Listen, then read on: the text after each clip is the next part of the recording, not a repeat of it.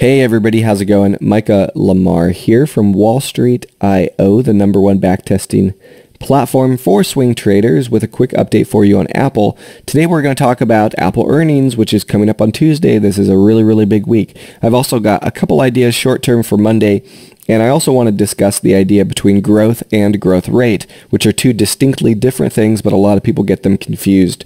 So I want to kind of help everybody out there. So let's talk Apple short term. Short term, we're still holding 190, and as you know from last week from my video, 190 has been my over-under area. It's been acting as a support, it's acted as support here as well, and it's acted as resistance, and it's also a whole round number. So here's what I'm thinking come Monday. Because of the bearish activity on Friday, if we gap lower and go below 190 and hold there, at least for Monday and Tuesday, I think the trend is most likely sideways to down. Okay, we have support at 185, but I'm not sure we're going to get all the way to 185, considering we really only have 2 days between now and earnings call. Okay, now second outcome, if we don't gap down and we don't break 190, on Monday we could just have what I would consider to be an inside day, which would look something like this. We either open flat or open slightly up and just form a little inside day that would look like that. Maybe a little wick up and down, but overall you'd consider it to be the inside day, which for now would be very neutral. Okay, so the two outcomes that I have for Apple right now is an inside day on Monday or a gap lower and a break below 190. It's either neutral or bearish for Apple here. I'd be surprised, I would really be surprised on Monday if we moved all the way back up to, let's say, 195. Okay, now July is normally a pretty good month. So when we look at Apple seasonality over the last 10 years, July is actually a pretty good month out of the year for the stock. However, this July, we have not seen the same kind of traction that we have seen in last July's. However, I do want to say that it hasn't been a terrible July. As of last week, we're up $5 or $6 in July, and at one point during the week, this week, we're up $10 for July. We closed June at 185, and at one point during the week here, we're up at 195. So if you're trading to the long side here in July, as we've been talking about for the last month, and as we completed June, you're still actually doing pretty good, and I hope you maybe even took a little bit of profits when you're up $10, which is a pretty good amount. Okay, now let's go back to the daily, right? So July is still doing good, but again, Friday's action wiped away about half the profits in that one day. I think 190 is the over-under area short term. Now, Tuesday, we have Apple earnings. Here's what I think about Apple earnings right now. If we have a blowout earnings and Wall Street really likes it and we can get above 195, we could have a run. Now, if we go flat or even down, I think that's really bad for a couple reasons. One is that we're extremely late cycle right now for Apple, and we've discussed this many times over the last couple months. We're incredibly late cycle. So if you look at Apple's channel that we have here just on the monthly chart, you can see we're very late cycle here. We're not in the good risk reward area, which is down in the bottom of the channel. We're way up here at the highs, and even on the weekly for now, we have a pretty nasty topping tail there. Okay, so we're really late cycle, and a lot of tech has been late cycle. We've been very overextended, and what we're starting to see from some of the earnings calls like Facebook, which really got whacked, is we're starting to see guidance going forward being lowered. We're starting to see slower growth rates, and right now I want to draw the distinction between what those are. So if you have a stock and you have a stock and its revenue, positive growth looks like this, right? You have positive growth. Now, most of the time a company's growth is not linear.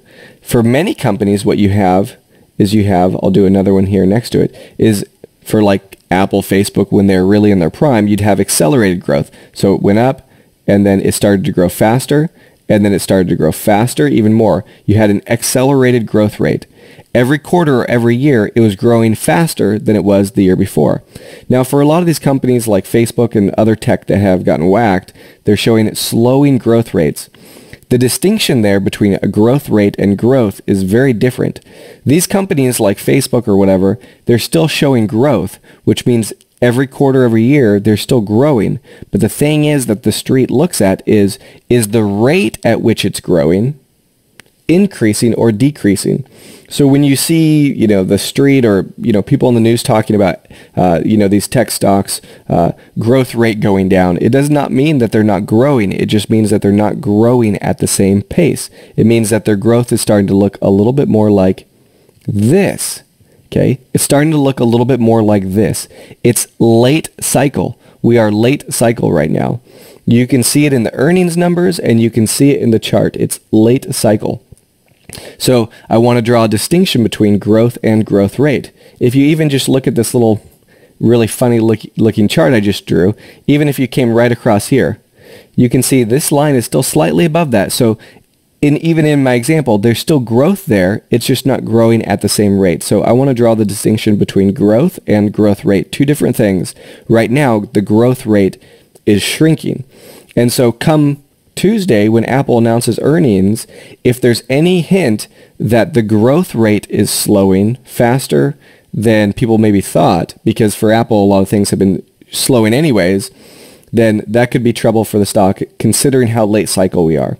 Now, people are expecting the largest growth to come from services, which is a big thing for Apple because they can only sell so many phones, but they can continue to sell services within those phones. So certainly something to look at. Okay. So I hope everybody understands that. Last up here, let me bring up the daily again. I want to highlight for you the MACD. The MACD has been crossed to the bulls, but we're definitely not gaining much traction here. And if we even go sideways to down, we can have a crosshair in the MACD.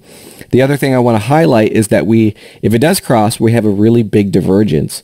Okay, that's called a bearish divergence in this case, where we had a high and then have made a new high in the stock. So higher high in the stock, and if we cross here, a much lower high in the MACD. Very similar to what we did here. Higher highs in the stock, lower highs in the MACD. Turned out to be a really big pullback. Now, I'm not saying we're going to have a big pullback like that, but we could, especially if on Tuesday we have any hint that the growth rate, again, growth rate is slowing more than people thought. Okay, so a little bit of caution here, a little bit of caution.